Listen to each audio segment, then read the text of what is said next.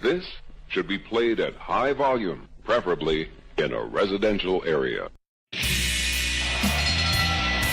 Ladies and gentlemen, it is now time! Oh, no. Oh, yeah! I finished these fights. Give me a hell yeah! Top Rope Nation.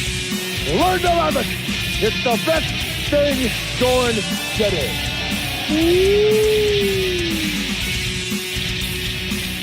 Coming off what I thought was a tremendous effort from the WWE on pay-per-view this week, WWE Money in the Bank. This is episode 61 of the Top Rope Nation Wrestling Podcast. I am Ryan Drosty of PopCulture.com. We're going to be here for the next hour or so talking WWE Money in the Bank, maybe a little bit about NXT TakeOver Chicago. We haven't done one of these post shows immediately after our broadcast since I went back and looked March 2017, so it's been a while. But here we are. It's a Sunday night. It's late. I know my co-hosts are running on some fumes right now, maybe helped out a little bit from some craft beer. We'll have to talk about that. Joining me on the line across town, my man, Justin Joint. Justin, what did you think about Money in the Bank this evening? I thought it was excellent. I thought it was one of the best top to bottom main roster shows in a long time. I said pre-show that there was a lull in the middle, but yeah, top to bottom, this was excellent, fully entertaining, especially considering it was 4 hours. Oh yeah, I was a little hesitant going in. I wasn't a fan of starting an hour earlier, especially on Father's Day. You know, it was kind of a rush to have a nice dinner and get ready for the show, but I think they rewarded us. It was a good show. Let's head out to that hotline out there in Cleveland, Ohio. Let's get Kyle Ross on the line. Kyle, how you doing tonight? Good. I don't know what you're talking about. I couldn't wait to tell my family to leave so I could watch Money in the Bank. I'm not surprised. I knew something. No, I'm kidding. I love my family. Yeah. They're a great group of people. Did your wife watch the show with you tonight? She did her usual watch the first half and then just say I'm going to bed, which was not indicative of her opinion of the show. I think she was sort of, would just make the occasional comment and stuff like that. But yeah, I'm with Justin and you too. I thought this was the best main roster show, and not just this year, but probably for all of last year too. I was, and it was trending that way pretty early. Like I really liked the first hour so of the show. Three of the first four matches I thought were great, and I'm like, man, what was the last main roster show? What was the best main roster show the last 2 years? And I'm kind of drawing a blank. I may have to go back and look to see the last time I enjoyed one this much. Yeah, I might have to pull up our archives and look at some of our pay-per-view reviews, because I can't remember either. I thought top to bottom, I kind of agree with Justin. It was a little slower in the middle, but overall, really good show. I've got some thoughts on some of these matches I want to get to. Yeah, we'll talk about them individually, but you know what really helped this card? And I saw somebody bring it up on Twitter like a week or so ago, and it actually really changed my entire perception of the show going in. They did a good job spreading out a lot of the big stars throughout the card. Like, there wasn't really a match where that was a throwaway on this at all. Mm-hmm. I mean, say what you will about some of the opponents and, maybe some of the guys as well, but, they had Daniel Bryan in a singles match, Roman in a singles match, Seth Rollins, who's been as hot as anybody this year, in a separate singles match, and that's in addition to Ronda Rousey, who's your biggest mainstream attraction, and the two Money in the Bank matches. Mm-hmm. So right there, I mean, you've got a lot of intrigue up and down a card right there. Yeah. So in that regard, it was some good matchmaking, I think. Yeah, and you sent out Daniel Bryan in the opening match, which was, got the crowd hot early. Not that they need help in Chicago. That crowd's always on fire. But I think the crowd had some bad takes tonight, though. We're going to have to get to that. Yes. There was, one guy who's taking credit for it's a real knob. Oh, man. I'm glad it did not derail the show, because there was about 10 minutes or so after the Roman Jinder match where I was like, fuck, is this like WrestleMania all over again, where, the first half is great and then we just kind of go off the rails and, we end up just with a bad taste in our mouth. Yeah. But it didn't turn out that way, so kudos to WWE. Yeah. Well, I got to thank you guys for staying up late with me tonight to do this show because, like I said in the opening, it's been a long time since we've done one of these post shows, but I was looking forward to it all day. It's okay. I did a bunch of cocaine, so I'm good. 80s WWF style. Yes. Inspired by those old episodes of Primetime on the network. Yeah, or just those localized interviews, man. Oh, boy, they were tooting some cane in those babies. All right, so should we just get right down to it? I guess we can kind of go through match by match, unless we have any more general thoughts. I did throw a poll up on our Twitter account, by the way, just kind of see what our listeners thought of the show. And that was not too long ago. I think I put it up about 10 minutes ago, so let me just check and see. I asked them to grade Money in the Bank, and we are 85 votes in. And we've got 21% listeners giving it an A, 41% a B. So that's kind of surprising to me, though. Yeah, especially because it's so trendy to trash the WWE. Yeah, but that's only 62% that would give it an A or B, and I don't see how you grade it below a B personally. We got 26% at a C, and then since Twitter only gives you 4 options, our combined D and F grade 12%. Johnny New Japan's. Yeah, I'm not sure how you grade this a D or an F. I thought it was a tremendous show. Yeah, that's real bad. And, we'll get into this later, but as someone who went on this program 3 weeks ago or whatever it was and threw out the concept of, me being kind of tired of the cliche of the Money in the Bank cash-in, I like what they've done here with the two, how they've already gotten one, the typical heel one is out of the way. So we don't have to deal with that. And now what's left is a baby face, Braun Strowman, who is basically just going to demand a shot at an absentee champion, which is unique and won't be the normal Money in the Bank cash-in situation, I think. Braun Strowman is not going to run in a match and do a sneaky cash-in. Yeah, this is going to be a Rob Van Dam style cash-in. Good callback there. Yeah, I agree. Yep. All right, so before we get to this match by match, I got to throw it out there, guys. If you're listening on iTunes, subscribe. Hit that subscribe button. We've been gaining a lot of subscribers in recent weeks, so that has been good to see. Leave us a 5-star rating.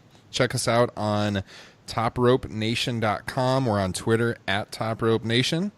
That is a new username, by the way. We used to be at topropepod, but we have changed. We've got the at topropnation username now. So that was cool. Actually, guys, I petitioned Twitter to get that username a while ago because it was dormant. Somebody had it, and they finally signed it over to us. So we are now at topropnation on Twitter. And I always mention... You only had to kill 6 people to do that, too. And Kyle took their cocaine in the process. Yes, it was a win-win. It's I was gonna say last week I was talking about the merch we got on topropenation.com, and there was a sale coming up. I do know this coming week, I'll throw it out on Twitter. Our store on Spreadshirt is gonna have a 15% off sale on t-shirts, so that is coming. Check them out at topropenation.com. All right, guys, before we get to these matches, I have to crack open another brew here. What are you guys drinking tonight? Vodka water. WrestleMania special. Oh, yeah. That's what you drank like all weekend in New Orleans, Justin. I like it. Yeah, that's because I got a cold like 2 days before we left, and today I woke up with a cold. God damn, man. That sucks. Hopefully Money in the Bank cheered you up a little bit. Kyle, are you still at it out there, or are you just with the cocaine now? I'm actually, believe it or not, I'm actually drinking Coke right now because Justin will like this. I have some football stuff to turn to, believe it or not, after this podcast. It's going to be a late night for me working. With these games going off so early, got to make sure everything's all set up for the World Cup. Oh, yeah. Nice. You got to talk about that big Mexico win. Yeah, I'm not happy about that. That was my first loss of the tournament for picks. I was disgusted. Wow. Nobody could have predicted that. No. For those who are not aware, Kyle's other personality outside of the professional wrestling commentating business, I should say, is sports handicapping. So yes, get a hold of him on Twitter at TRP Kyle. He can give you some good advice. I can. Don't make bets. All right, I am cracking open a beer that my buddy Tim brought back from the Black Hills for me. It is the Runkle Road IPA. That sounds very South Dakota. There you go. Runkle Road IPA. So let's get this thing started. Let me crack this open. And let's talk about that first match. Good work, Bruce. Yeah. Hold on. We got to talk about the pre-show first, and I'm not talking about the match. Okay, I did not see any of the pre-show, so I'm going to let you take it. Same. Oh, you didn't? So you don't know what Booker T said No. about I have CM no idea. Punk? Oh, dear God. How are you guys even living in the year 2018? I did not see this at all. You did. Booker T, and I shit you not. First of all, there was, one, it was like, I swear to God, one guy trying to start up a CM Punk chant. He came across as super annoying, and he was booed down a couple times. So, Booker gave the guy a dirty look once during the pre-show, which was funny in its own right. But then, with like 2 minutes left in the pre-show, they're talking Rousey Nia. And Booker, this is why Booker's so great and should be back in the chair instead of that idiot Coachman, who's just so worthless. But Booker goes during the Nia Ronda breakdown. We saw that they're talking about Ronda's transition to wrestling. And then he inexplicably brings up CM Punk trying to transition to UFC and goes, quote, "That boy got the brakes beaten off him a few weeks ago." Mentioning CM Punk by name on a WWE pre-show. I thought it was absolutely tremendous. Wow. God, a lot has happened since our last episode, guys. We never got to talk about the CM Punk fight, for one. That was... wasn't very good. I mean, did you watch that live? No. Yeah. Well, I had no desire to. I mean, it was no. I mean, did you really think he was going to? I mean, I think we were texting that night, and I talked about how my interest in UFC has waned considerably. Yeah, well, that's kind of surprising. He called him out like that.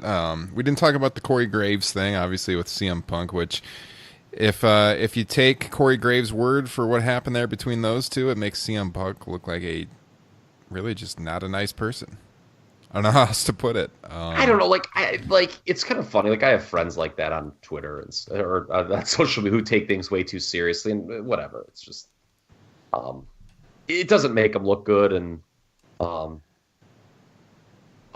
but I don't know. I'm not going to get involved. It's a personal thing. I don't know if anyone's right or wrong or otherwise in that. Mm-hmm. All right, so let's get right to it. So we've got Daniel Bryan opening the show against Big Cass. Crowd goes crazy for Daniel Bryan, of course, in Chicago, where he won the Money in the Bank in 2011. That was crazy. I was thinking about that during the show. 7 years since that awesome Money in the Bank show where, speaking of him, CM Punk beat John Cena in the main event, and Bryan won the Money in the Bank match. So always a hot crowd for Daniel Bryan. What do you guys think of this match? I actually really, really liked it.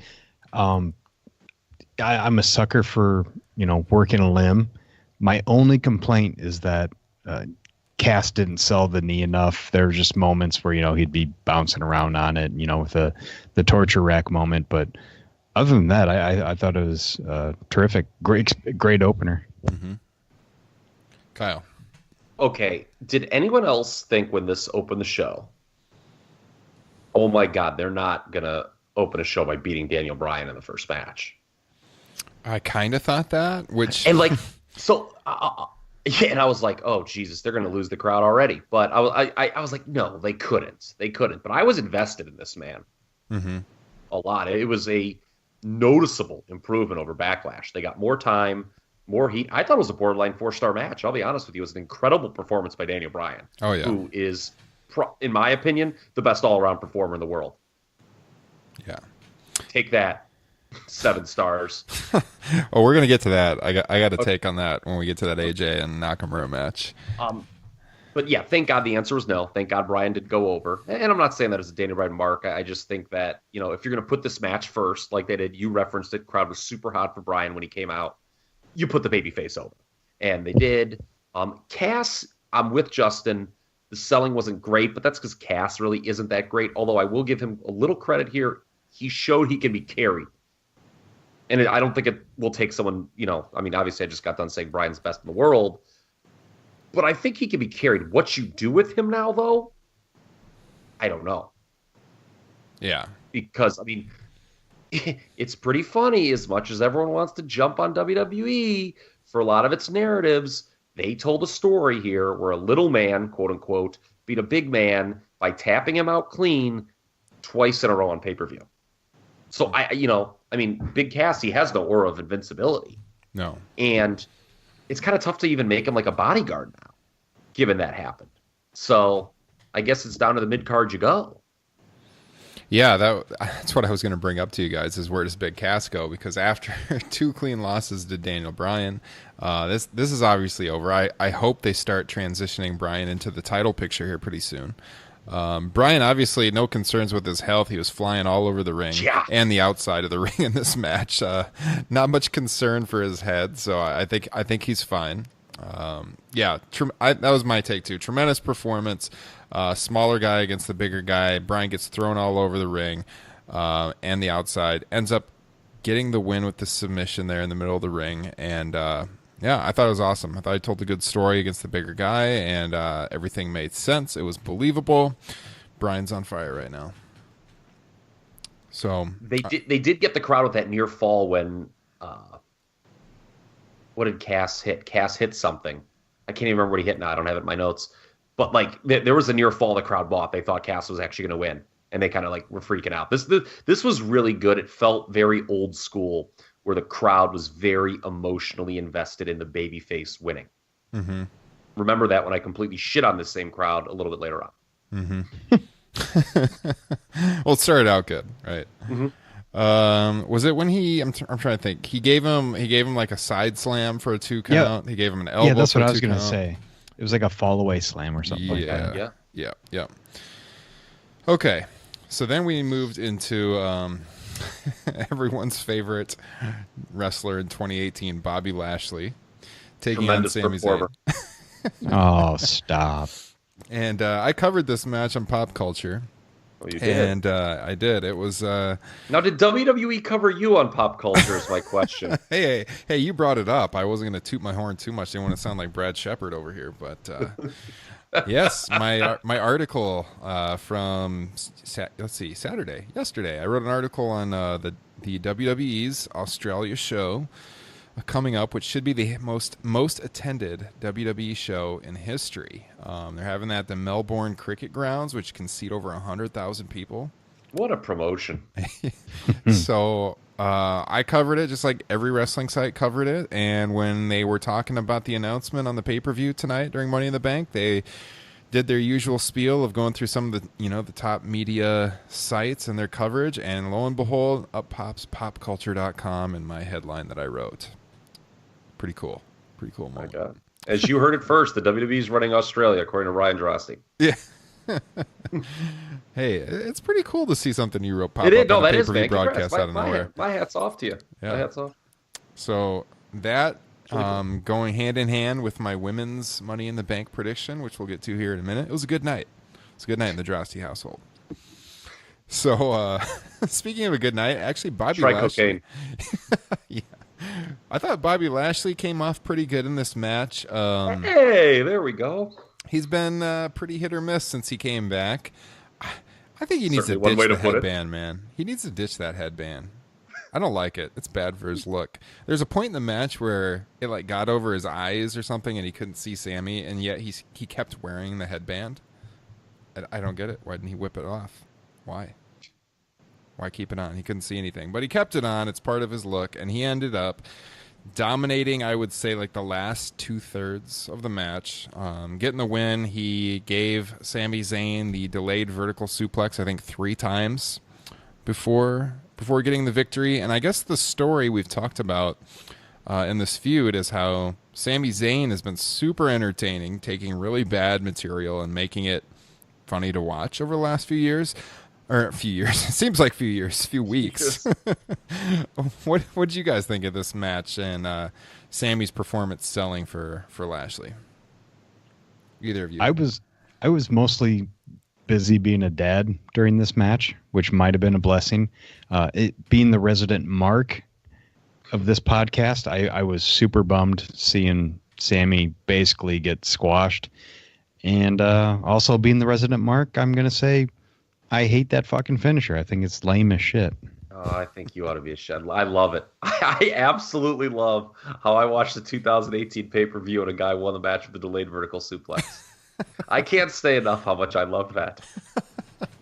Really? You don't think it's ridiculous to win with just a regular suplex? A delayed regular suplex? No, I don't, because I'll tell you why. You know, as much hand-wringing, and look, I don't think it's been good personally, but something very interesting has transpired both during that obstacle course segment they did last week and this match. People were cheering for Bobby Lashley. No one talks about that because no one really likes the angle, but he was getting over. There were one more time chance for this hideous finisher that everyone hates, the delayed vertical suplex. When he hit it the first time, people wanted to see him do it again. It doesn't matter what the move is. It only matters if it's over. And I think the crowd was kind of into it.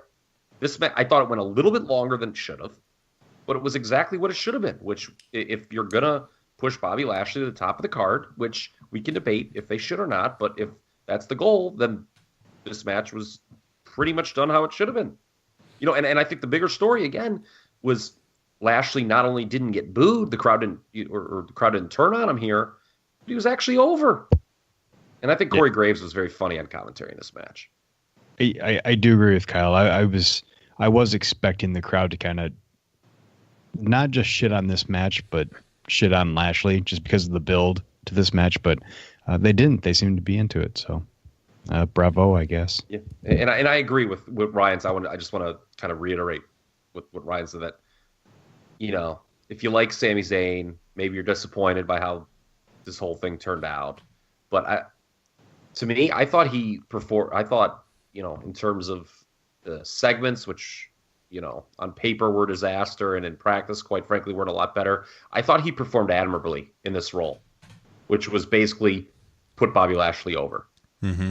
And I think that might earn him some points with the creative team, to be honest with you, because I don't think those people are sitting back there and being like, yeah, you know, this was one of our better feuds that we've put together. Yeah, no, it was well done. I liked the opening of the match where it was just the classic heel babyface dynamic. I where did too. Zayn was just running all over ringside, dodging him, trying to get any cheap shot in he could. And Zayn had the advantage early on, but like I said, 2/3 of the match, Lashley pretty much dominated, and I don't really disagree with anything Kyle said. He's right. The move was over. The crowd went crazy when he hit those 3 suplexes, and it worked big time. So it's kind of impressive when he holds the guy up there. Yeah. I mean, it's very old school, but it's kind of impressive. And people, that's, you know, when all these people, there's so much hand-wringing, oh, what does the casual fan want? And I don't even know if wrestling can ever get the quote-unquote casual fan back. But stuff like that, a dude just, like a big dude just holding the guy up there really long, that's what they like. They don't like 30-minute matches. Okay. And, you know, I guess that's kind of my problem, just being, like I said, the mark is the entire build and how it worked and how the crowd actually reacted to it and that move itself. That's all of it is Sammy. I mean, like, I don't know what any of that is Bobby Lashley. Well, he's strong enough to do it. I mean, I get you. Here's where we are with Lashley right now. Okay, now that I've kind of played good cop, let's play bad cop. If Lashley were to be inserted into the Universal title picture, which is getting pretty congested right now, obviously, as we'll talk about later, he is nowhere near ready to beat Brock Lesnar. Like, if Lashley were to get a shot against Lesnar, I don't think you could justify putting him over now. Yeah, and the problem he has is the other guy in line for the title, Braun Strowman, the other big dude, is like immensely more popular than he is, and is doing everything better. So, and then there's the Roman factor too, which we'll talk about a little bit on. So, I mean, I don't know. Lashley's going to probably just feud with someone else, and hopefully it'll be better than this feud was. But I don't think this was a disaster. I mean, people on the timeline were saying, crowd's going to shit all over Lashley here, and they didn't. No, it was well done. It was probably the most well done segment since he returned, I would say. Yeah, I actually would agree with that. Yeah, because everything had been kind of underwhelming. I mean, that match he had with Braun against Owens and Zayn, I thought was really good. Mm-hmm. It was like the week before Backlash or something, and then they needlessly repeated it at Backlash. But yeah, this I think, as far as just getting Lashley over, I think was probably the most effective thing they've done. Yeah. All right, so then we moved into the IC title match, which I thought was a tremendous match. We've talked a lot about him recently. Seth Rollins is just on fire. You know, he's really the true champion of Raw. And yeah, they were. The crowd was biting on this. They thought Elias might get that IC title victory, but Rollins in the end pulled it out. I thought Rollins selling the leg was really good throughout the match. Like, it almost made you believe it was legitimate, that he had hurt it when he came down, and it buckled a little bit, similar to when he hurt it a couple years back. And they gave him a lot of time. Probably Elias's best match on the main roster, easily, I would say. I can't think of another one that stands out. I got one. Which one? He worked Roman. It was late last year when Roman was the Intercontinental Champion. I thought that was slightly. I actually noted. I'm like, this was probably Elias's second best match. Second best. Seen, okay. Besides, yeah. But it's a six. It's not like, if you were to watch that Roman match and say you like this one better, it's not something that I'm gonna jump down your throat and say, how can you believe such a thing? Yeah. No, this is a 4-star match. If we're gonna get into the star ratings, in my opinion, that was pretty good. Justin, what did you think of the match? My only question was, I loved the match. Loved it. I'm not as big into Elias as everybody else. I love Rollins. But my big question was, with the finish, is that Rollins just being a fighting champion and scratching and crawling to get a win? Yeah. Or is that planting a tiny seed of an eventual heel turn? Well, that would be dumb. I thought you can't turn Seth Rollins heel right now. You're talking about how he used the tights to get the pin. Correct. Yes. Yeah, I think that would be a massive mistake to turn him heel. But I see where you could think that for sure. It was a heel move. My thought was afterwards, because I thought that, I was like, God, they're not doing a Seth Rollins heel turn. That'd be terrible. Well, especially if you think about Dean Ambrose coming back, like within maybe a month or so, he's going to get a baby face pop when he comes back. Yeah, this crowd ain't booing Seth, man. Seth's about as over as a baby face as anyone in this company right now. To me, I think it was just a deal where they wanted to protect Elias. It may be this feud may go on situation, whether it's just another TV match or they stretch it out to Extreme Rules. I think that might be what it is. Mm-hmm. Yeah, to be honest with you. And that's why it worked perfectly, because I was split down the middle. Like, wait, was that kind of a heel turn, or fighting champion just doing whatever he can to retain against a shitty heel? Mm-hmm. It was great. When they did the finish, and I'm watching, I'm like, oh, he kind of hooked the tights. I was wondering if he had just kind of lost his balance and positioned it was regathering it by sort of grabbing Elias's shorts. But then when the announcers clearly mention it, so they're going with that moving forward, and that probably is a reason why you book a rematch, and especially with this Angle Corbin thing that they've got going on Raw, I can see absolutely a rematch coming out of this, where Corbin kind of demands that Angle make a rematch. Mm-hmm. For the record, since you brought it up, I'm all in on Constable Corbin. Yes, Constable Baron Corbin is tremendous. Yes. That's funny, because we were talking about wives watching the shows with us earlier, and my wife almost never watches wrestling with me, but she was watching when Baron Corbin came on, and she immediately said, oh, he finally shaved his head. Yeah. There was a lot of people who were like, oh, you could have done that in a match. Yeah. Or something, and they're probably right, but whatever. The bottom line is the hair's gone. This got off to a kind of a slow start, which was interesting, but it made the finish better, if that makes sense, because especially there was that part where Elias kind of blocked Rollins' tope, ran him into the post, threw him in the ring, and hit the elbow. Mm-hmm. That was a great spot, and the crowd totally bought that as a finish. And I bought it. Yeah, and the selling of the knee, which Ryan brought up earlier, I think that made you think, that Rollins might lose too. Yeah, when he was dragging himself up to the top rope and letting the one leg, his left leg, hang there, and he was just going up like one foot by 1 foot, that was tremendous. He's gotten a lot better with selling. That's like the difference between Rollins in 2018 and, say, Rollins in 2015 to me, because I've said it before, this is the best run of his WWE career. I hope Mr. Colin Cassidy was watching that match. Yeah. Well, it's funny. Elias, it's funny you bring up Cass, because Elias, to me, kind of he probably already had shown this, but he reiterated it, that he's a guy who could be carried by, this was not just the Seth Rollins show to me. I think Elias is a guy who's obviously very over. He's very rare in modern wrestling, a upper mid-card act who can remain over without a title. Like I said that before on the show. Meltzer was talking about, if Rollins is going to work Lesnar, he needs to lose the IC title. So Elias should probably win. And I'm like, Elias doesn't need a title, nor should he. I don't think he should have one. Mm-hmm. And this would have been the wrong time to beat Rollins, too. Well, I feel pretty confident that Seth is going to hold the IC title now through SummerSlam since he got through this one. And I'm thinking just the whole title picture with that and with the Universal title, it's pretty intriguing, all the different directions they could go. Like Justin mentioned a second ago, with Ambrose coming back pretty soon, and he's going to get cheered when he comes back. I think he's supposed to be back like around SummerSlam time. I think when he got injured in December, they said he'd be out 9 months, but I wouldn't be surprised if he came back early and maybe just before SummerSlam. So I think Ambrose has to turn heel when he comes back. Yes, I was going to say I see Ambrose turning on Seth when he comes back. Oh, yeah.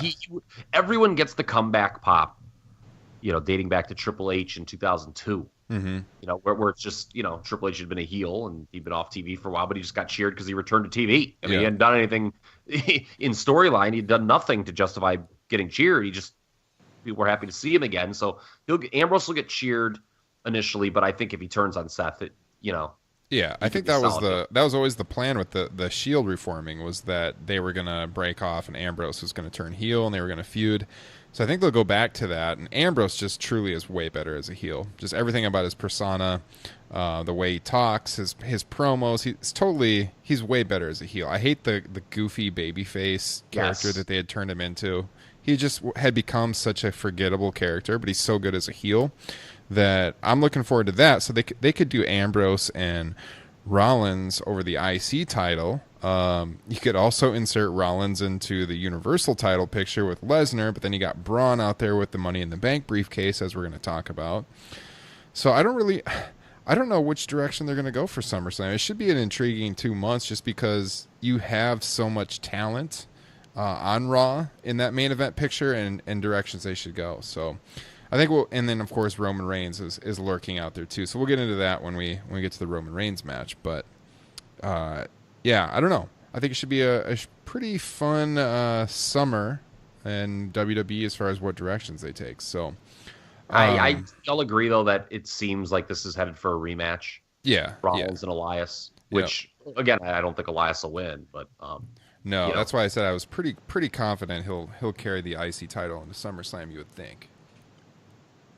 Yeah, I can see that. I would disagree with Meltzer. If they actually did go to Rollins and Lesnar, I think that match would be enhanced by title versus title. Yeah. Oh yeah, title versus title would be awesome.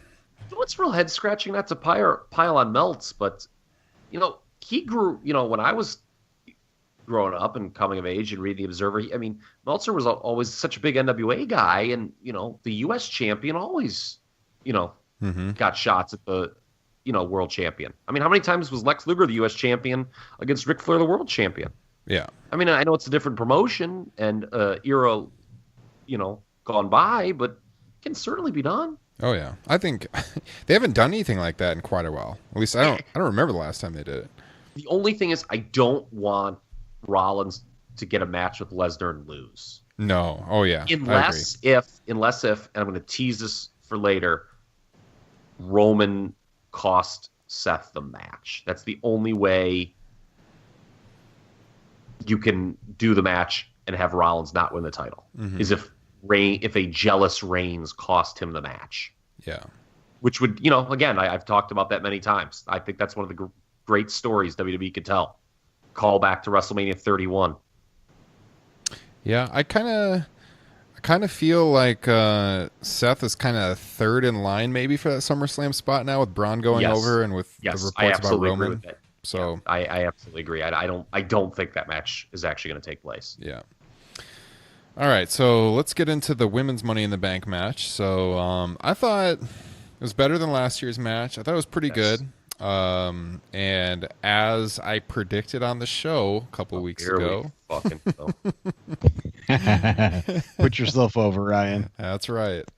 I predicted on the show. I wrote an article on Pop Culture about it. Alexa Bliss comes out on top, wins the Money in the Bank match, which I think was probably the best person to win the match, personally. I know we talked about, I think a couple weeks back, about Becky Lynch could win, and that it would... We did?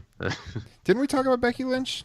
Well, we talked about how she wasn't going to win. I yeah. But we talked a lot about how Becky Lynch has been, chronically underutilized in WWE. That's been a theme on the show a lot. And yes, she could have been helped out by winning it. But when we went through the checklist of who could win, I don't know. To me, it really came down to Alexa Bliss because she is someone who has been in that title picture for so long. And when you've got Nia and Ronda Rousey feuding over the title, it was kind of hard to imagine her getting back into the title picture without the Money in the Bank.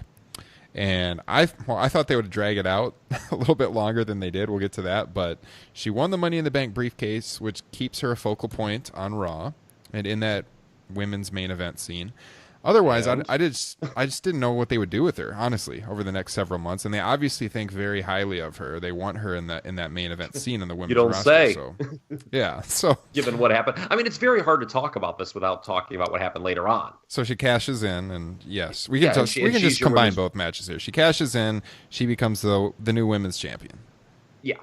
So she's very much the typical Money in the Bank winner.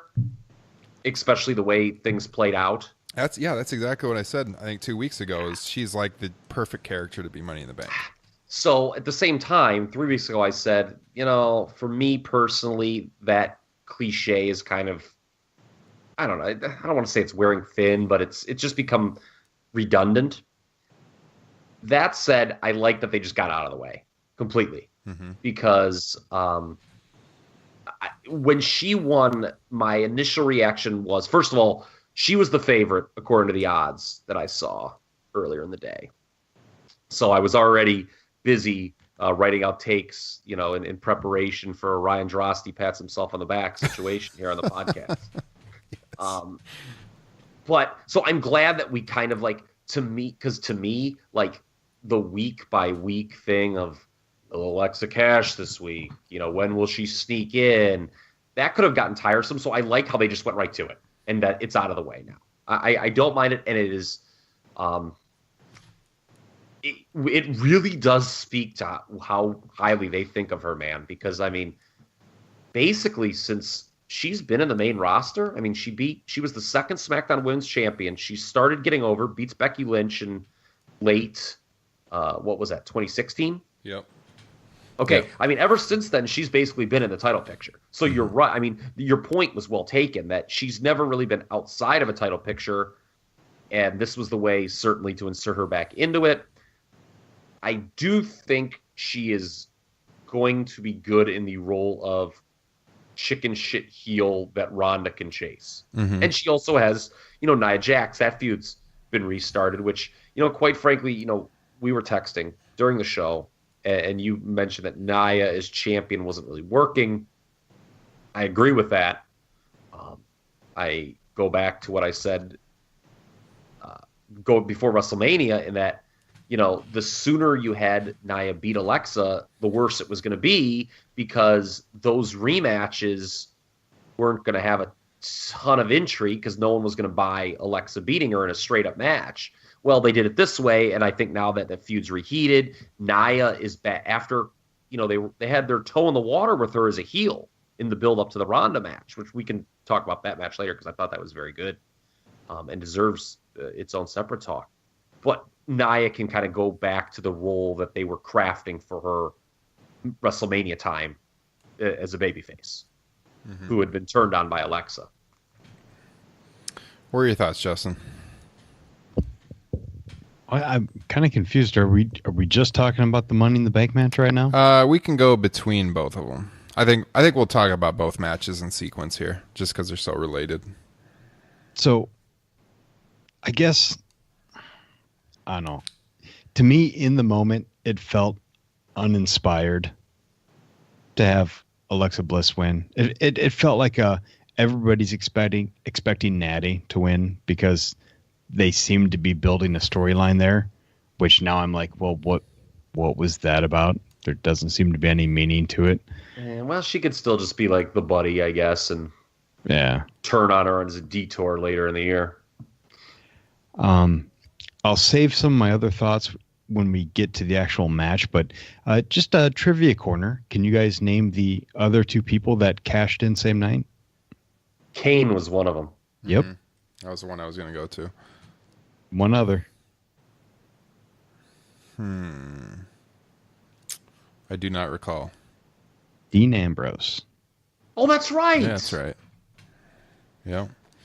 Well, I thought the cash-in was one of the better ones they've had in quite some time. Yes. I'm glad Justin brought up Natty because the story was definitely there for her to win, but then there's the issue of, do we really want Natty in that position? Look, I know some people think she's this like great hand and loyal soldier. I don't think Natty's very good. I think she's good. You just hate Canada.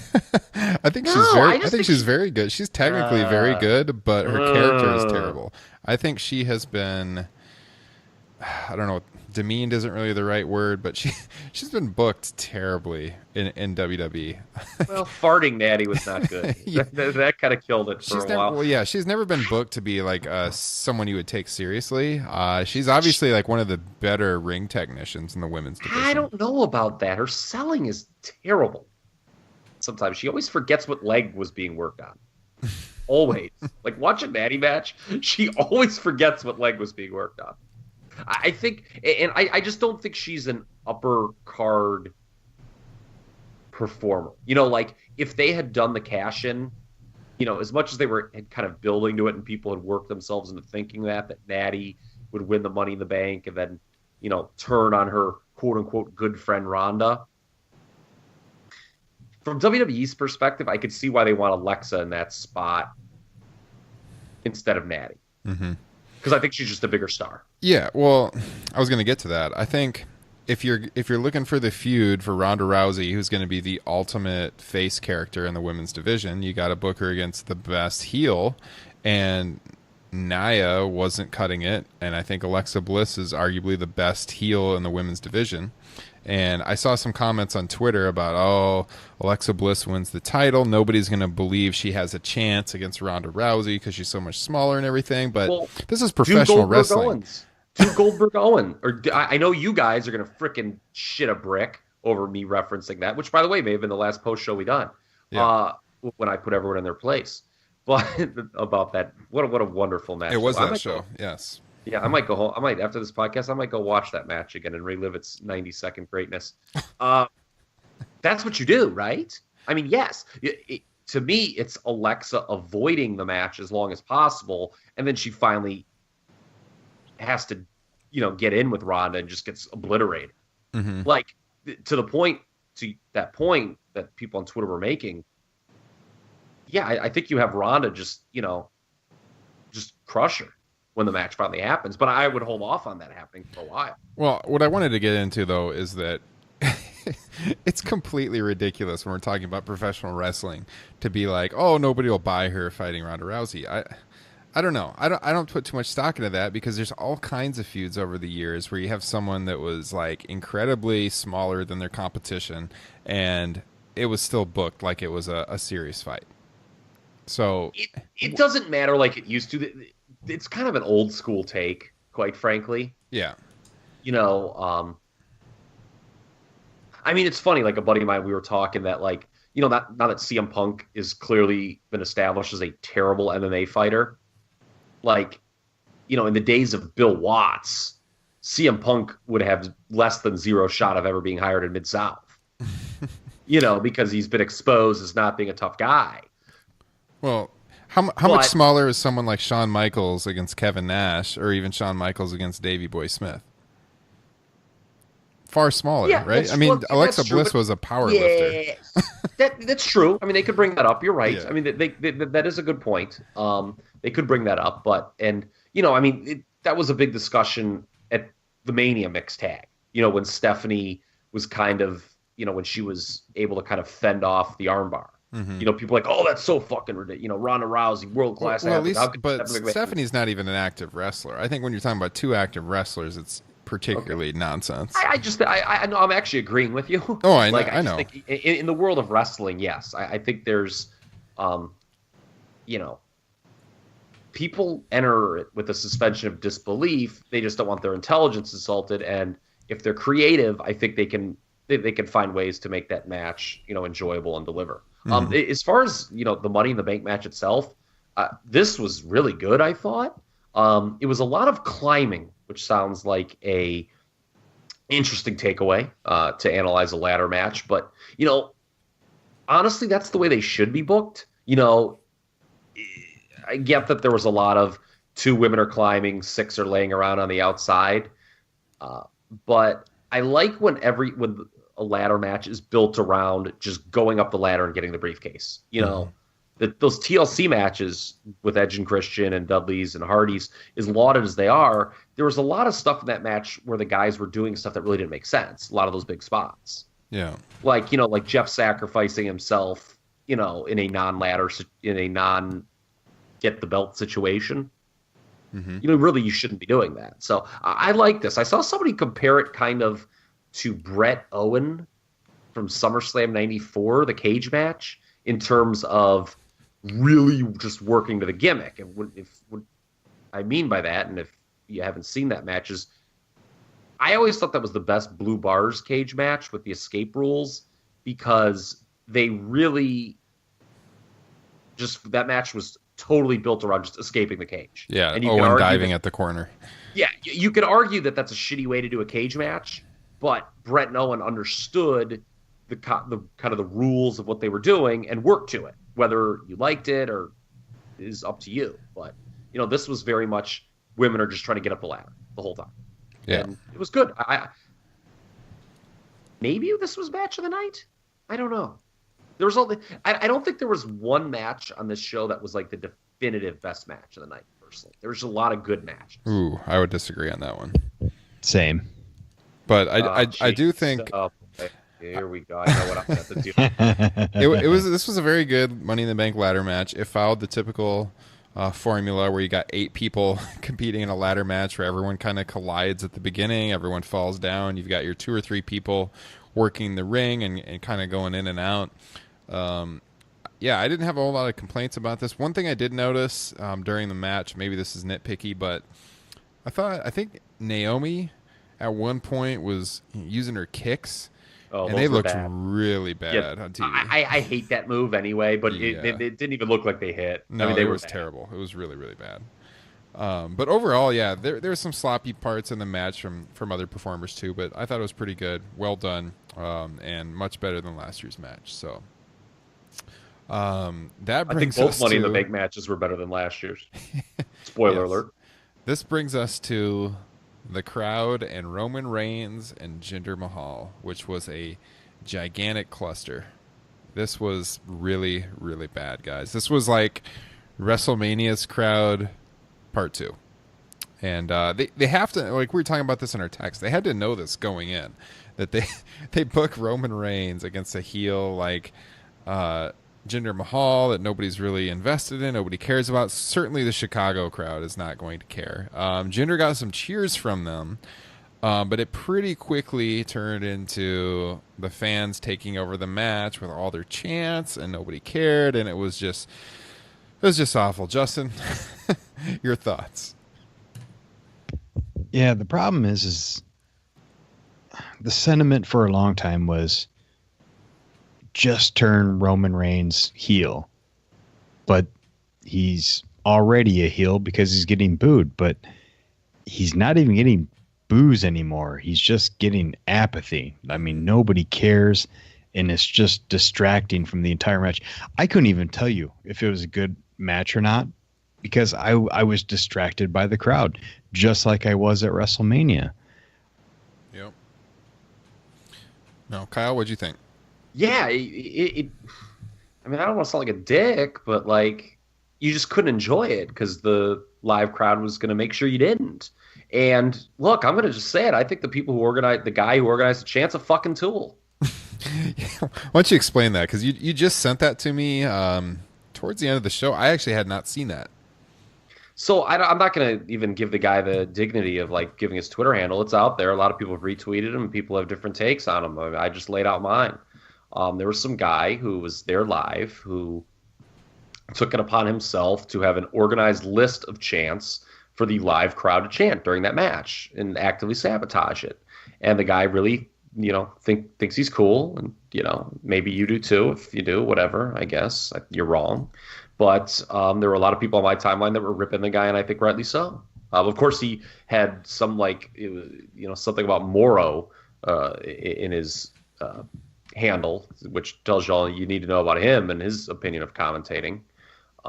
So yeah, the guy stinks. Mamma mia! I was very happy when Mauro Ranallo was not announcing TakeOver. Oh my God, I was so happy. My buddy's like, oh, now you don't have to drive to Chicago. And I was like, I know, I'm so happy. All right.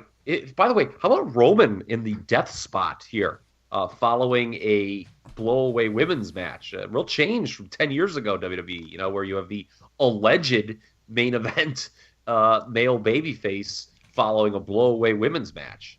I mean, different times indeed, but yeah, like you guys touched on, different is not the Roman narrative here. It's kind of sad almost. He's a good worker, and I don't think this was even a bad match. I think Sunil was great in his role with the wheelchair stuff, about how he got up. I mean, it was predictable, but I enjoyed that. But with the crowd having every intention of shitting on a match, I mean, it's just, what are we doing? No, I think at this point, at any big show, the crowd's just going to take over the Roman Reigns matches, and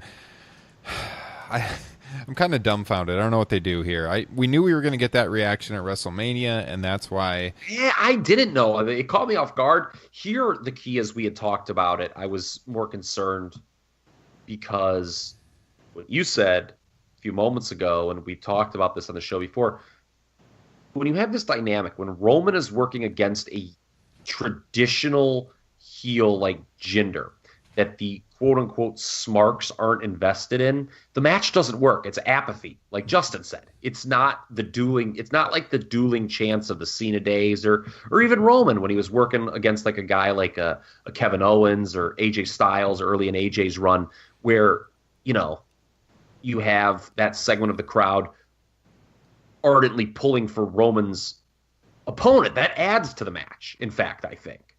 But this, when it's Jinder, a guy that they're not emotionally invested in and don't really necessarily care to see win, it's bad. It's really bad. Yeah. I'm just really happy the show did not die a death here, because for a while I was thinking, I'm like, God damn it. Like, this show was doing real well, and this Roman thing happened, and it's over. But WWE needs to know better at the same time. They're not without blame. You can't book this match for Chicago. You have to know this is going to happen. The idea, we'll put him in there against a traditional heel, and the crowd will really want to see Jinder Mahal get his ass kicked by the avenging Roman Reigns. No, they don't. Yeah, that was a really bad take by WWE, if that's what they thought they were going to get. It was a disaster. I think we knew it was going to be a disaster going in, and like you said with WrestleMania was kind of like, we knew it was going to be bad, but it was worse than we expected. And Roman's definitely been done no favors by the booking committee. And putting him in this spot after the hot women's ladder match? Yeah. This was a come-down spot. So and they can't honestly think that he's going to main event SummerSlam with Lesnar at this point, right? I think that's why Braun won. I would hope so. These matches are intertwined. Once again, kind of like with the ladies' matches, I think a lot of people are expecting, like a Miz. You could probably, throw in another heel. But I think Braun won specifically because of the reactions that Reigns has been getting. I kind of agree with that. I read Braun's win too as kind of like a shift in booking philosophy. Like when he won, I kind of thought to myself, all right, they've kind of bailed on the Reigns experiment for now. Then they could do Brock Roman at SummerSlam, but if they think the reaction is going to be any different than it was at Mania or here, they're dumb. They meaning WWE. Yeah, they can do anything, but if you think that it's going to be some glorious Roman Reigns babyface coronation, I mean, you're not a smart person. I don't know what else to say. Yeah. All right, let's move on to the women's match, SmackDown women's title, Asuka and Carmella, which brought us the return of one James Ellsworth. Jimmy Dream is back. And so there have been reports circulating this week that Ellsworth was negotiating with WWE for a return. I think he pulled out of a show or two, kind of on short notice. So my thought when I heard that was he was either going to get involved in the Money in the Bank match like last year, or he was going to be the reason that Carmella retained. And in fact, he was the big reason Carmella retained here. So Asuka is not the SmackDown Women's Champion. What'd you guys think of the match? I guess my biggest problem was it was just one little super kick that took her down. Like they had like 2 micro distractions after Ellsworth was revealed, and I don't know. I just thought it was weird. Yeah, it was a little bit unbelievable, I should say, that Asuka would get that distracted by someone just being dressed up like her. It went on too long. Yeah. It was silly. Time was kind of standing still there. Like, especially, look, not everyone does read the internet, but certainly a large portion of the live crowd knew who it was going to be. I knew who it was going to be. I think all 3 of us knew who it was going to be. If you're going to bring Ellsworth back, which is tied to if you're going to keep Carmella as champion, it's a good idea. And then this was also a way to beat Asuka and protect her, although she's certainly cooled off a lot since WrestleMania. That was the way to do it. I just think the execution was a little sloppy. The match itself wasn't terrible, though. I think Carmella, who gets criticized a lot for her in-ring, I think character-wise she's got it down. I thought she was pretty good tonight, actually, in the ring. Yeah, no, I would agree. I would agree. And, you know, I thought Carmella had lost so much steam when she lost Ellsworth, so we'll see how this works moving forward. You know, if you're going to have her as the champion, it makes a lot of sense to bring the guy who brought her a lot of heat initially around this time of year last year. Yeah. Yeah. All right. Once again, I agree. It just bothered me that it took like a one-armed Charlotte to finish the streak. And here we get a... Oh, yeah. Yeah, we needed to... Okay, yeah. Let's go. Hey, hold on real quick. And for the record, can James Ellsworth actually wink, or does he just have to close both of his eyes to do that? Go back and look. Go back and look at the video. Yeah, it was... I kind of tend to feel like Asuka has really been devalued over the last few months. Like... Rousey is kind of like where they want Asuka to be, but I think that was a bad decision. Yes, I think the decision to beat Asuka, have Charlotte defeat Asuka. Let me off in that way at Mania is just looking more and more indefensible as we get past it. I almost think WWE is afraid of getting quote unquote real heat. You know, like I thought the Ellsworth thing they did was like good heat at Money in the Bank last year. And you could make the argument that if they wanted to be where they are right now with Carmella as the champion on SmackDown, why didn't she cash in and end the streak the night after? Yeah, no, that totally should have happened. Like you know, and it's like, okay, that I mean, it would have been, you know, people would have been upset by it, but I think it would have been kind of a good upset. Yeah. The upset that you want when people want Asuka to get revenge. Like, going into this, I didn't really care very much about this match at all.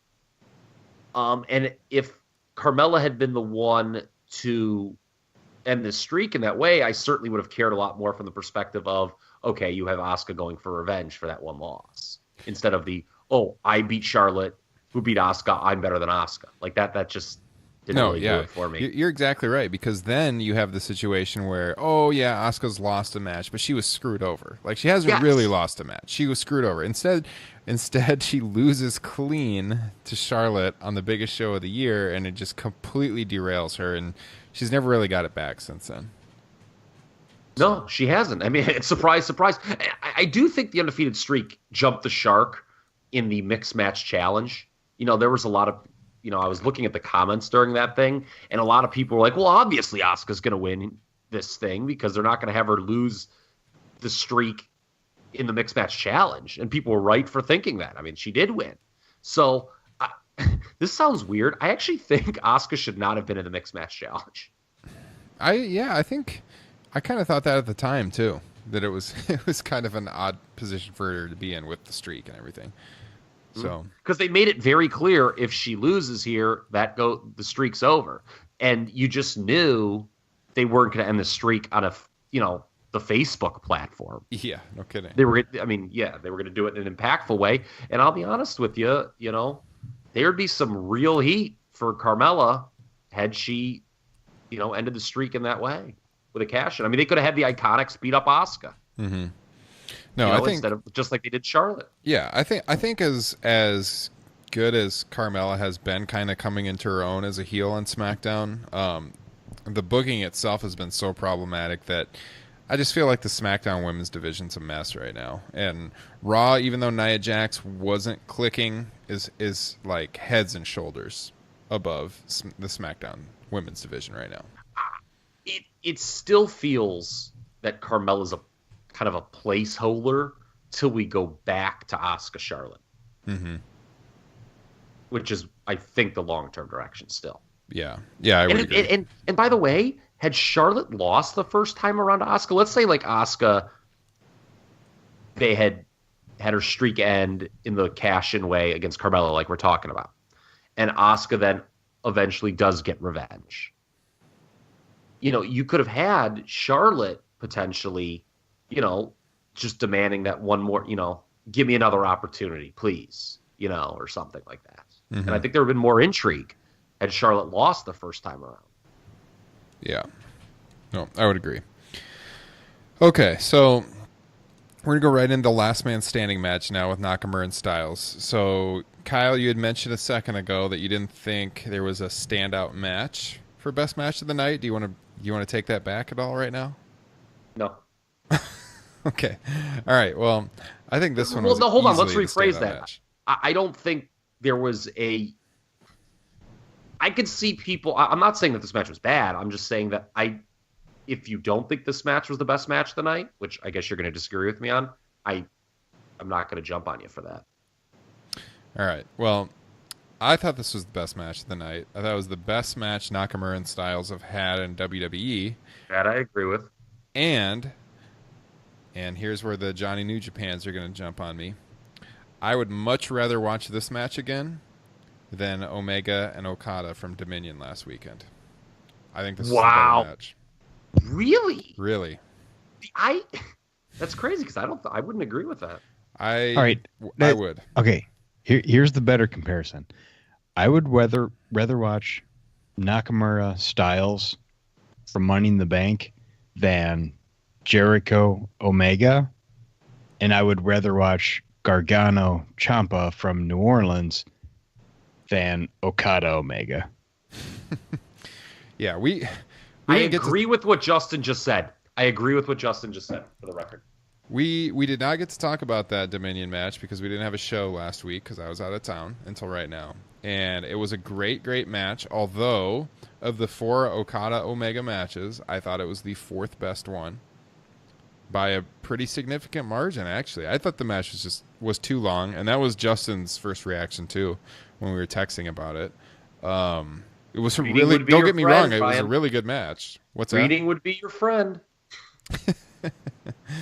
It was a really good match, a really good match. Both of these are like all-time classic matches. I'm not saying that Omega and Okada was a bad match. It was a great match.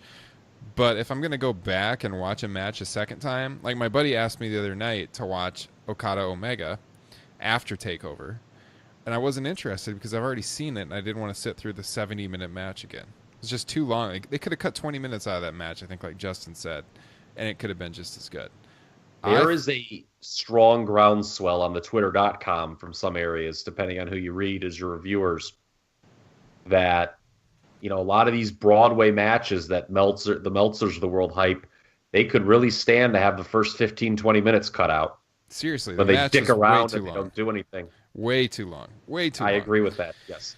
So, again, these are, I think both of them are match of the year contenders, but I like this match better. I thought this was a really, really fantastic match. I love the last 10 minutes of it. I agree with that. Match. Yeah, same. I love this match because I think there's at least 5 moments where I thought it was over. Yeah, no, I replied to someone on Twitter tonight, and I said, this is the match we've been waiting for ever since they started their feud back in March. So, my only complaint is that Nakamura didn't go over. Like, I mean, at this point, I don't think he can get the title. Yeah, no, I agree. I personally would have given Nakamura a run with the title, but I probably would have given Nakamura a run and then transitioned to Bryan challenging him personally.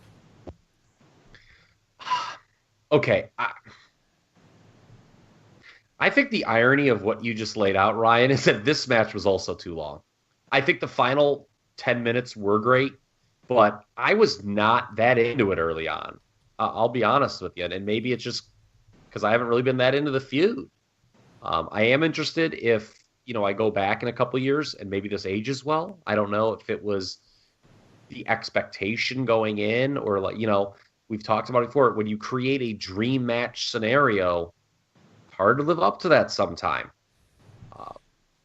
I do not think this was a top 3 WWE Last Man Standing match ever. I mean, again, I would love to hear that list, by the way. Number 1 would be Cena Umaga, Royal Rumble 07. Triple H Jericho, Fully Loaded 2000. And I'll be honest with you, I love John Cena Bray Wyatt from that Battleground show in 2014. I liked all 3 of those better than this. Well, I'm going off of the report on PW Torch, and Keller has this match at 31 minutes even, so it was half as long as Okada Omega. 30 minutes is still long. Like, I mean, the Omega Okada was like obscenely long.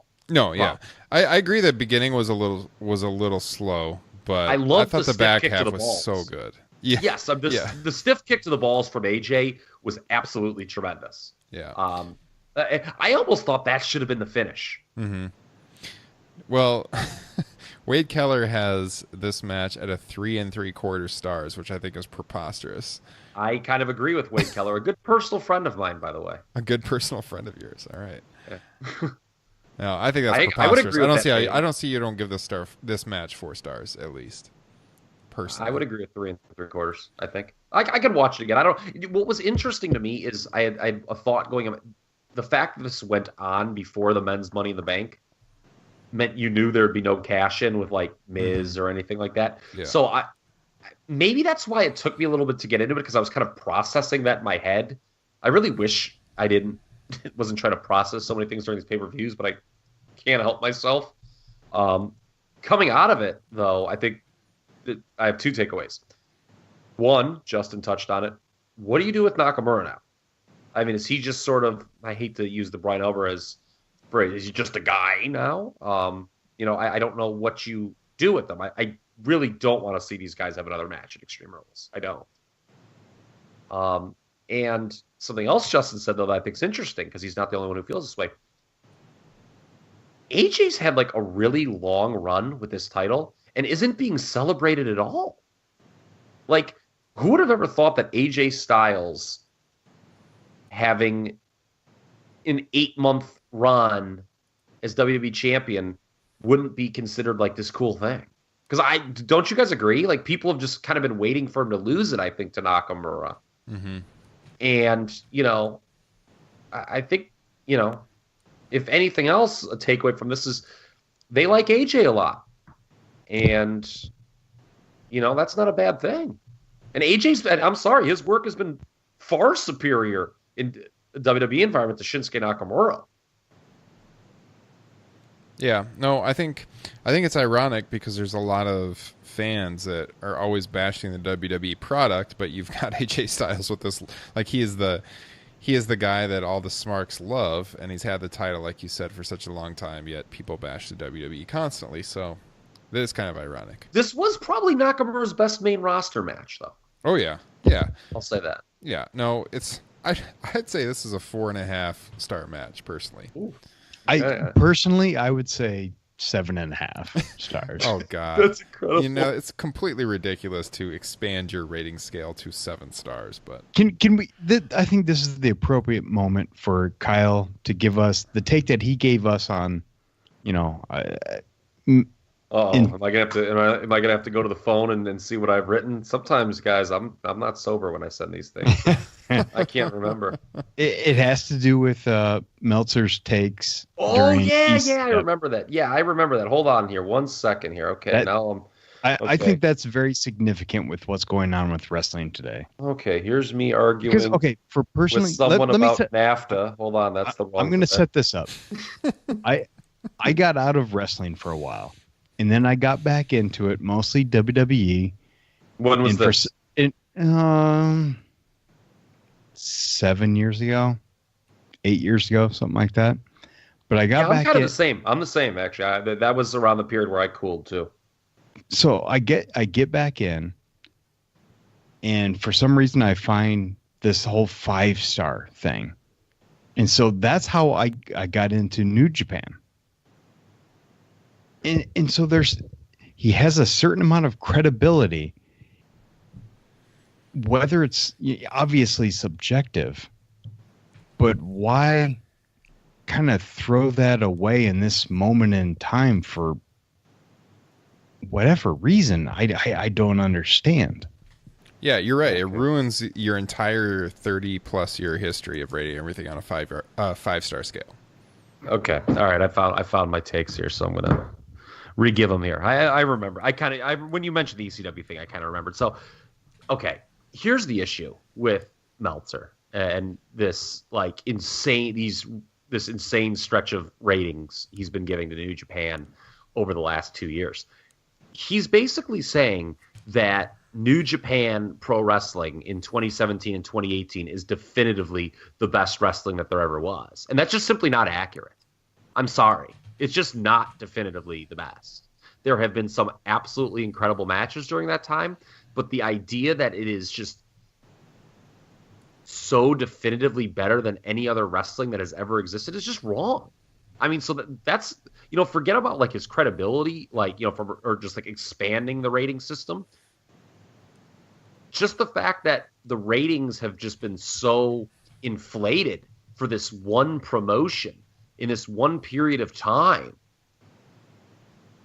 I just don't see it. I'm just not watching the same thing, I guess. Like, I mean, a lot of it's very good. And, the comparison, what you made to the ECW thing is, what's so disappointing about reading Meltzer now is, one thing I loved about reading him, 20 years ago was even more, is that he was like the first guy to like pump the brakes on like the hype train for certain things. People who were maybe anti-WWE and were looking for something else.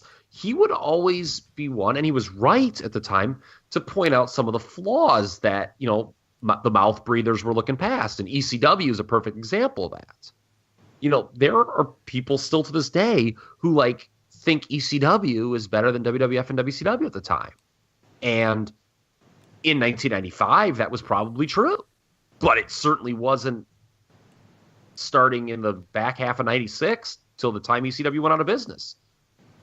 I mean, ECW, honestly, from the second half of 97 until the time it went out of business, isn't that good. I mean, it had its moments. Heatwave 98 is a good show, but overall, it doesn't, especially in retrospect, it doesn't live up to the hype at all. And, Meltzer, he just seems to be feeding into the hype of this New Japan. It's almost like he just hates what the WWE is, and he just, as a means, I'll call him out, I guess, as a means to drive up subs, he just wants to promote this New Japan as the greatest thing ever narrative. And it doesn't make for good reading. And then he goes on Twitter and bashes David Bick. I'm going on a freaking tangent here, and I don't give a damn. He goes on Twitter and he bashes David Bixenspan for reporting on the Chris Amon situation, how he was dating Jillian Hall as the WB doctor. He's like, oh, that's a real non-story to me. Well, it's fucking more interesting than anything that's been in your newsletter in 6 weeks, asshole. I don't see how that's a non-story. That's definitely that's a good story. Yeah. I mean, okay, maybe it's not earth-shattering, but at least it was something interesting. I didn't know it. Yeah. Somebody uncovered it. It's better than some fucking love letter to Kenny Omega that I had to sit through. So to bring this full circle then, because I brought... Yeah, just one more point, and then I'll let you guys go. I just got one more, because the second half of the point that maybe Justin wanted me to reference was, he's back to the whole, New Japan 2017, 2018 is the greatest thing ever.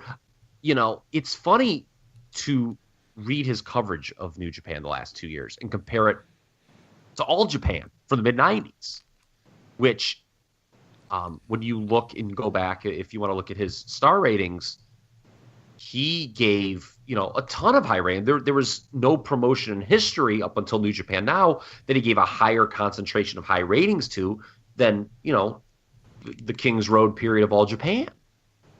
But when you look at the coverage of the two in the Observer, there was no love letters being penned to Misawa or Kawada to open the newsletter. And I realize part of that is it's much easier to consume New Japan immediately than it was All Japan in the 90s. I mean, I didn't see a lot of those great matches till, years after they happened in some cases. But for the record, I don't think modern New Japan is definitively better than mid-90s All Japan. As a matter of fact, it might actually not be better, truthfully. So I don't know. This guy is just driving up subs. Just, it doesn't matter. If he thinks something's the best ever, God bless him. But, other than someone else who shall remain nameless, I don't know if there's been anyone who's ever made me want to watch New Japan less than Dave Meltzer right now, which is a shame. I'm done. All right, so to bring this full circle then, speaking of wanting to watch New Japan, I started this segment saying I would rather watch Nakamura and Styles, this match here, a second time than sit through the 70-minute Omega Okada match. So would either of you, now that you've both seen both of these matches, would either of you, on a second viewing, rather watch the Omega Okada match than this Last Man Standing match? I'm gonna... So, Okada Omega was better in a whole, but I love Kyle's idea of, and this is probably just through text messaging, so I'm going to tell our listeners, any match that goes over an hour, that's too much. That's too much of a match. You have to be in a mood to watch something like that. Yes. I mean, I kind of have to be in a mood to watch Japanese wrestling, period. But yeah, to answer your, I don't know if I'm in a rush, even though I liked both matches a lot. I don't know if I'm in a rush to go watch either of them again. Well, honest. And that's why I bring up like Gargano and Ciampa. I think that is far superior to the most recent Omega Okada. Yeah, and this, I would absolutely rather watch either New Orleans or Saturday Night more than either of those two. Okay, I would agree with that too. My point in posing that question, though, was that I didn't think either of you would say you'd rather watch the Omega Okada match a second time versus this one if you had to choose. And to me, I don't know how you rank a match as being better if you'd rather watch the other one on a second viewing. Because even if it is 30 minutes longer, even if it's 30 minutes longer, it's 30 minutes. If you'd rather watch the other one more, I don't know how you rank it better. So that's a very interesting point with star ratings, Yeah, that's kind of how I look at it. Maybe it's because when I was a kid, I like to watch matches over and over and over again. And when I saw Omega Okada, which again, I'm not trying to bash, I'm just comparing the two because they both happen a week apart. I liked the match. I thought it was one of the best matches of the year, but I don't need to watch it again. And of their 4 matches, I've been pretty vocal on Twitter about it. I think it was the 4th best one of their matches. I honestly thought their G1 match last year was the best match of the series, and it's also the shortest match. Yes. Yeah, so it doesn't... That's also one of my problems with New Japan is I feel like they go out there just saying, all right, we have to go an hour. We have to go really long. And you don't always have to go that long to have a really good match. And the hypocrisy of the evaluation is the same people who will tout that and the length of the New Japan matches will, like, you have to sit through on Sunday, you know, they pop into your mentions all the time lamenting the length of a WWE pay-per-view. Mm-hmm. No, yeah, that's ironic. That's exactly right. So, like, I feel like matches get overrated just because they're long versus the quality. So many matches could get, like, if you go and look, like, so many of the long matches throughout history could absolutely stand to lose 20 minutes. Mm-hmm. I really don't think matches should go longer than 35 minutes. No, I was just thinking that. I was going to say, if you can't, like, every match should be able to be done in, like, 30 to 40 minutes tops. So, and you know, this long thing of what does the casual fan want, to go back to that tired viewpoint. You know what they don't want? a 70-minute match. A 70-minute match. If you fucking think, you know, like, you know, you're going to bring in the casual eyes with 70-minute matches, man, you don't know people. It's time to maybe go outside a little bit. Yeah. No, I agree. I think it's an interesting discussion. I knew, like, right after the match, because I really loved the last 10 to 15 minutes of it tonight, that I wanted to bring in the comparison. Thought it'd make a good conversation. So it was. Good. Who's AJ's next contender, by the way? That's an interesting thing. I almost feel like they got to pivot to Bryan soon, although they're not going to do it at Extreme Rules. So Bryan, AJ at SummerSlam, I guess. What do you guys think?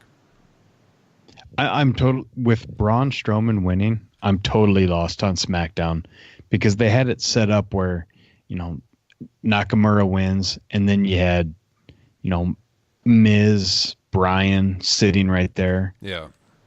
So I guess maybe Miz goes into a program with I don't know. You know what? And maybe that's the success of this show tonight is I have no fucking idea where they go. You know, some people are throwing out like Samoa Joe as a possible option. I just don't think anyone buys Samoa Joe as winning. We all know Daniel Bryan Miz is the long-term destination, or should be, for the WWE title. It's just how they get there, because we know now it's not going to be Miz screwing Daniel Bryan. Right. Or screwing AJ Styles. I mean, it's not going to be a Miz cash-in. I think we all kind of assumed for a while, well, okay, the Miz cash-in is pretty logical. Whether he does it, you know, whether he did it tonight and it came out in the Last Man Standing match, or they had Daniel Bryan challenge the winner of this. Bryan wins, Miz cashes in there. You know, we knew that's not going to happen. That's not the scenario. So it's pretty interesting, I guess, what it's going to be. I do think it's going to be tough not to do AJ versus Daniel Bryan, to not have that done before SummerSlam. I really do think that'll be difficult to do. So here's what it comes down to is, from what I've read, it is not a given that Daniel Bryan re-signs with the WWE. I think he's re-signing. But if it is not a given, we will be getting Miz Bryan at SummerSlam. Well, we had a pretty good discussion on that on episode 60. Check that out in the archives. I don't think they would have him beat Big Cass clean twice like that if they didn't have the inclination he's coming back. And I think he is coming. I think he's staying. But you're right. I mean, they're not going to put the title on him until that's a done deal. Yeah, and it's not a done deal officially. So, all right. So we got 2 matches left. We're already running pretty long, but this has been a good discussion. Great show. 7-star show. 7.5 star show. Wrestling matches shouldn't go longer than 35 minutes, but podcasts must go at least an hour. Love it. We already kind of talked about the Raw title match, the women's title match, because we were talking about the cash-in. But it does have to be said that Ronda Rousey, in only her second major match with WWE, she's worked some live events. First singles, too. Yeah, first singles match on television here. And actually, was that her first singles match total? Was she working all tags in Europe? I think she did, because she was. I thought she was supposed to work Mickie James, but I don't think that happened. Yeah, that's what I was thinking. So, first singles match, man, this has been quite a good transition for the former MMA star to WWE. I thought she performed extraordinarily well at Money in the Bank. I don't know what you guys thought. Kyle, Yes. what'd you think? Justin?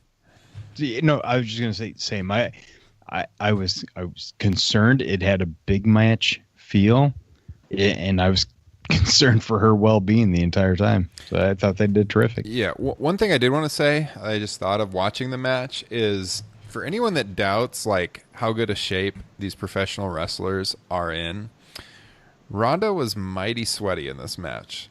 Like she worked hard in the match, and I thought like in comparison to other wrestlers, she was actually a lot sweatier. So it shows like you have to be in really good shape to be a professional wrestler. Yes, sweat check. You have to be in very, very good shape. And obviously, again, this was her first singles match, but she was working hard out there. She didn't let it affect her. She did a really, really good job. She was great. She was really great at Money in the Bank. But I did think like of some of the other top women stars, they don't look that tired. So she's still breaking in as a pro wrestler. Don't get me wrong, but I think it's just proof positive right there of what a difficult job it is to be a professional wrestler. Yeah, but at this stage of the game, it's pretty amazing where Ronda Rousey is. She's very good at pro wrestling. And having only done 2 major matches, we know there's bigger ones to come. This was a great signing, obviously, in the world's most obvious point. Yeah. I also thought this was the best Nia Jax match I've ever seen. Not a lot of competition there. Yeah, I mean, it's not a long list. I think those of us who lived through the 90s and, grew up on comp tapes, I don't think you're jamming 8 hours of Nia Jax on your VHS, but whatever. No, yeah. I was trying to this did have the big match feel, like Justin said. Were you guys taken aback initially that it didn't go on last? I was expecting this to close the show. I was not expecting it to, but when we got the finish, then I thought it should have. Yeah. I can see why, now that the show's over, why they laid it out, I guess, like that. The old Vince McMahon send the crowd home happy with a baby face, still persists to this day.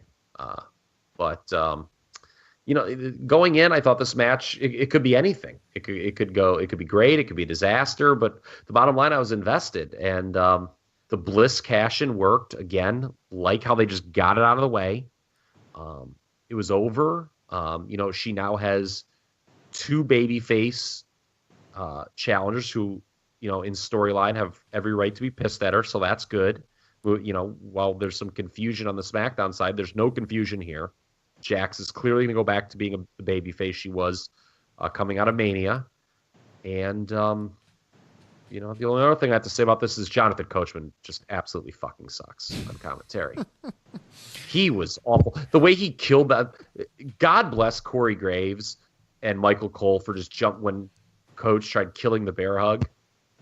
Did you guys catch that? Like, Coachman was Ronda's just where she wants to be right now. And Graves is like, she's in a fucking bear hug. What are you talking about? Yeah. Yeah, my special mutant power is that I never even pay attention to commentary ever. God, I'm kind of just in my own head. But for some reason, I caught the whole bear hug thing. I was like, wait, why is he defending? It just didn't make any sense. Like, where's the storytelling in that? I have like the opposite power, Justin, in that, like, because I have like a lot of buddies who are like, oh yeah, I didn't even notice the commentary. They say this for like not just wrestling, but for like sports and stuff. Because like, you guys know, you've Facebook, like I just go off about Jeff Van Gundy like constantly in the NBA. I like the opposite. Like I hear like the commentary. I just feel like they're sitting next to me, and like I hear everything they say, and it's just I don't know. It's just Coachman is really bad, but he was like all-time atrocious during this match.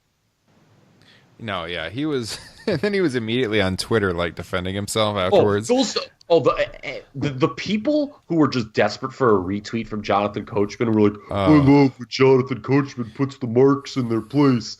Those people should have their fingers removed and lose the ability to type. Yeah. His username is truly the Coach Rules. I mean, My God. There's no Z in there, is there? No, I don't think so. Okay, thank God. I mean, that would actually find a way to make himself worse. It was terrible. And he always, whenever he's getting criticized on Twitter, he always goes to the thing about, well, I've been in the business, so you do not have the right to comment on it, kind of thing. And it's so stupid when you think about it, because here's a guy who was working at ESPN for all those years, commenting on the NBA and the NFL and the MLB.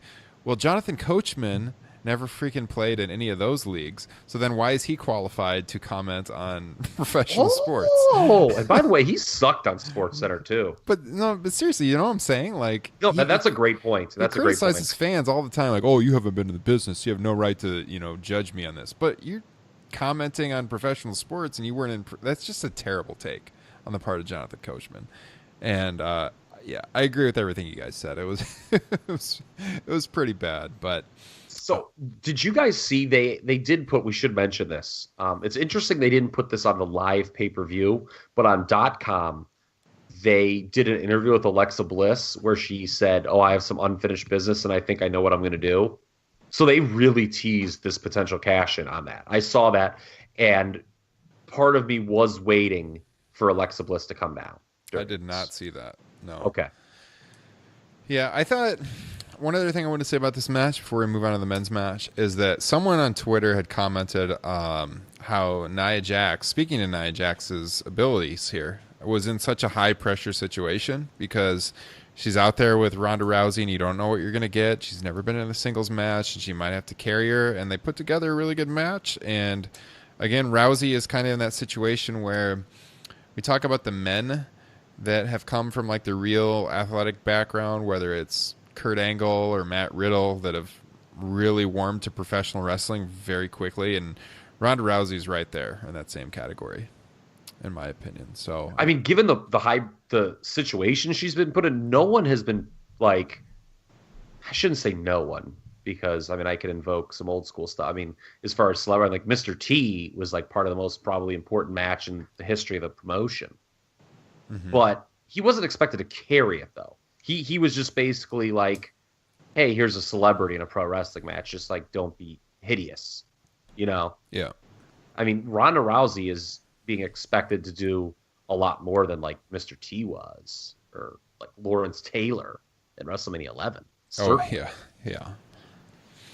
No, it's gonna be. I think it's a good career choice for her. She's very much excelling. Although that's not to back up. That's not a fair comparison because Ronda is doing this full time, whereas those celebrities were just doing one-offs, basically. Yeah. All right, so let's wrap this thing up because it's getting pretty late out here in the Central and Eastern time zones. The men's ladder match closed the show, the Money in the Bank. We've already mentioned Braun Strowman walked away with the briefcase. Tremendous match, I thought. Kofi Kingston got the nod from the New Day. I loved what they did towards the beginning where like everyone ganged up on Braun and covered him in ladders. A lot of good high spots in the match, particularly what stands out is the coup de grace from Finn Balor off the gigantic ladder into the ring. An Owens bump, which was like an Owens insane bump. Yeah. Which sadly, like that was ridiculous, and I fear that like in 2 weeks, no one's gonna even be talking about that. No, that was a crazy bump too. Both are awesome. Personally, I thought the Balor one was more insane because I think Owens clearly had a crash pad there, whereas Balor is coming down on Bobby Roode's chest. Yeah, and you could fuck your knee. I mean, that coup de grace, I mean, even just doing it normally could fuck your knees up. Yeah. Both are awesome though. Yeah, those are the two spots that really stand out for sure. Justin, what do you think of this match? Kyle, I love you, and I love your takes, but this match was proof positive as to why Money in the Bank is a thing and needs to stick around. Yeah, I would agree with that. I just try to give people food for thought. I wasn't saying, it should go away. I just, it's not the matches that I have the issue with. I think it's just the formulaic heel cash-in year over year that sometimes can be tiresome and doesn't necessarily always elevate the performer in the way it was intended to. Mm-hmm. Totally. That's my issue with it. Not the matches themselves. They did a great job telling a story this year, and especially after seeing the I think we already kind of covered this, but watching the Roman Reigns match earlier and expecting SummerSlam to be Reigns and Lesnar and getting a Apocalypse Now redo of that main event. Hopefully we get Braun Strowman, Lesnar at SummerSlam. Yeah, and to Kyle's point too, what he said in our text tonight, you do need Braun to come out and just blatantly challenge Braun and run him down on the microphone. Kyle, would you like to share what you said with our listeners in our text thread? What did you think Braun Strowman should do? Oh, call up that pussy Brock Lesnar. Exactly. And uses words. So okay. Here are my notes. When this went on last, I think as soon as this went on, I've texted you guys. I don't think Miz is winning anymore. It's going to be a baby face, and Braun's winning. And Justin said they told a good story for this Money in the Bank match compared to past ones. I agree with that. You know, they very much, with Owens kind of trying to rally everyone to join up, you know, kind of really putting over what a threat Strowman was. They did not all join up, and Strowman won. So that's actually good booking. Braun was, in terms of, you know, closing the show with a babyface winner after the Alexa cash-in, I think Braun was a pretty obvious call. Per our discussion a few weeks ago that Justin referenced, I like where we're at actually now with the briefcase situation. The token heel cash-in's already taken place, out of the way, and we now have a babyface Money in the Bank holder, which doesn't happen often, who's basically going to be demanding a shot at an absentee champion. And, you know, does Brock not being there every week actually enhance this maybe? Because you're going to, I mean, Braun could just come out and start Raw and basically be like, you know, on Monday night, be like, I want Brock Lesnar right now, world title match. And Brock's not there. And I think that could kind of work. Well, that's what's kind of funny about the whole thing is that, and it's been kind of funny for the past year, is that Braun has become what they've been trying to get Roman to be. And they've finally just been like, oh, well, let's just go with Braun. Well, we already have that. Yeah. No, agreed. Yeah, he's the universally loved babyface that they wish Roman was. So I'm glad you referenced that, because this is the big question that I have coming out of this show. Can we envision a situation now where Braun Strowman challenges Brock Lesnar, let's say at SummerSlam, and a jilted Roman Reigns, who thinks he's the uncrowned champion of the world, costs Braun Strowman the match and goes heel? I would cream my pants for that, but I don't see it happening. Yeah, okay. I that would require Brock sticking around longer, obviously. And we don't know what that situation is. You know, there's been some, you know, hand-wringing over, you know, when's his next match going to be. You would have to imagine it's going to be SummerSlam, even though there's been some reporting that he's not even on the books yet. So that's interesting. Because if you do pivot to Braun, you have to do something with Roman. I mean, what are you going to do? Just, like, keep Roman the exact same? I mean, that would be odd. You know, yeah. To me, I think that's a story that Braun now has the reason to leapfrog Roman, and Roman is jilted and costs Braun the match. Because, you know, we talked about this before. Braun as a champion is kind of an odd dynamic. Yeah. And, you know, if this whole thing can be used as a means to get Roman on that heel side, you know, maybe all is right with the world, except for the fact that you'd still have Brock Lesnar as the Universal Champion, I guess. Yeah, that's the big negative. they got to get that belt off of him. Well, there's always Bobby Lashley and his headband. To bring this full circle, there we go. Well, it was a great show. I liked it. Like we said, it's one of the best WWE pay-per-views in many, many months. If you haven't seen it, I was going to say, and enough about this podcast, but you were talking about Money in the Bank. My bad. Definitely check it out. We don't have a whole lot of time left because we're running really late, and I know you guys want to get to bed, or at least Justin wants to get to bed. Kyle, you said you're going to be up kind of late tonight. For our listeners, I am high on cocaine after all. For our listeners who are probably listening to this on Monday morning at work or on their drive to work, I did briefly want to touch on TakeOver. We can keep this short. For you guys, I have a feeling I'm going to split with both of you on this one too, because TakeOver was a really, really great show also. But for me, the match of the night was not Gargano Ciampa, but I actually like Dream versus Ricochet a little bit more. Where are you guys at for match of the night on TakeOver? I didn't get to watch it. I was at a family reunion. That's right. You sent us some video clips. What do you think, Kyle? I do not agree with what you said. You do not agree. Okay. No. That doesn't mean that I think, you're out to lunch or that I don't think Ricochet Dream was really good, because I do think it was really good. I just, and by the way, for the record, there are issues with Gargano and Ciampa, believe it or not, in the sense that, that first match just came across as such a blow-off. It is a kudos to the individual performers that they were able to get the audience invested in doing a rematch after New Orleans, which, when it was over, just came across as like such the ultimate blow-off, and it turned out not to be. But, Justin said this on the show a couple weeks ago when we kind of were talking about that dynamic of having Gargano as the most over babyface in the promotion, but having a different babyface as the champion, that being Aleister Black. I do think now what we're headed for is Tommaso Ciampa beating Aleister Black in Brooklyn. Maybe EC3 can be the diversion for Gargano.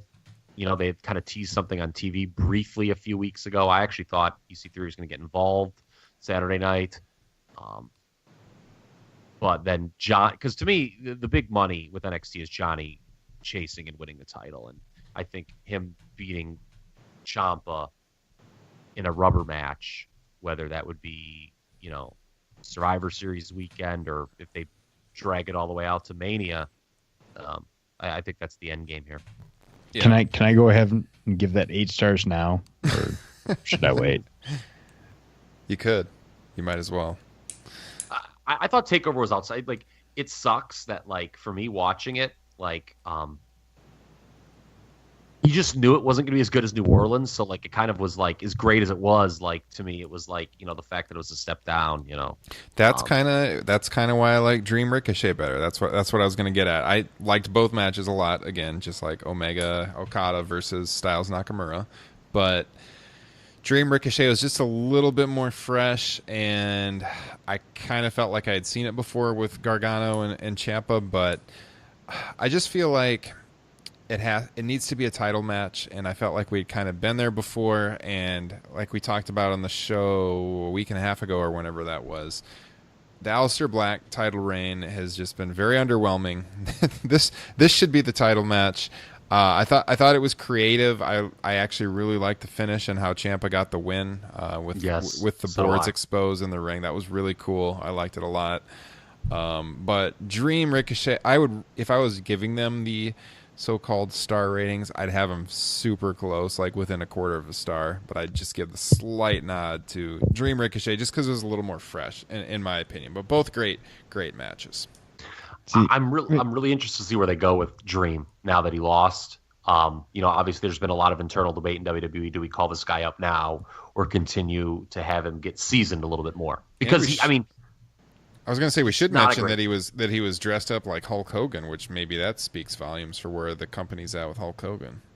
I agree. That means something. Don't think that doesn't mean something that they let him do that, because it was very obvious. I mean, he was doing the T-shirt tear. He was doing the hand to the ears. I mean, you know what that was? And this goes kind of deep. That was Dream trying to get into the head of Ricochet, because Ricochet, if you follow him on like Instagram, is a huge Rock fan. And what they did at the beginning of the match was the Hogan Rock X8. callback. It was exactly from WrestleMania X8. They faced off in the ring, and each guy like slowly looked side to side. It was exactly what Hogan and Rock did at WrestleMania X8. It was the same thing. I have the biggest wrestling boner that I can't wait to watch this match now. Just hearing you guys talking about it. Andy had the Prince Puma tights on too. Yeah. Dream. I mean, that was incredible. Another guy that we need to mention, because it's so easy to overlook him, is Oney Lorcan. I think is an absolutely tremendous professional wrestler. Even though he will never be a champion in WWE, probably. He will probably never get a push. That was a really good opener. Yeah, this guy would have been a center stage god in WCW like 89 and 91. Oh, yes. I think like they would have just loved him in there. And he probably wouldn't have been a major push guy there either. But God, this guy is a guy who you may not care about going in, but his work gets you caring about after the match. And it's a testament to him and Danny Burch that they, were able to get that standing O, because it was a very pro Undisputed crowd in Chicago Saturday night. I like him better as Tommaso Ciampa, but come on. They're the same guy. Yeah, it was a great opening match. Undisputed Era over like crazy. I thought the women's match was really good too. Nikki Cross is really, really good in that role. Yes, she did, because with Baszler, they ran the risk, quote unquote, of an Asuka situation where you have an audience, no one that just doesn't believe anyone can beat the dominant heel champion. Mm-hmm. And Nikki Cross got, I don't know how much they believed, but they wanted to believe, which is just as important, really. And the finish was good. Nikki Cross and Lars Sullivan, to me, are the two people most likely to go to the main roster next, I think. Because I just don't think there's anything really for them to, once you lose a title match in NXT, what do you do from there?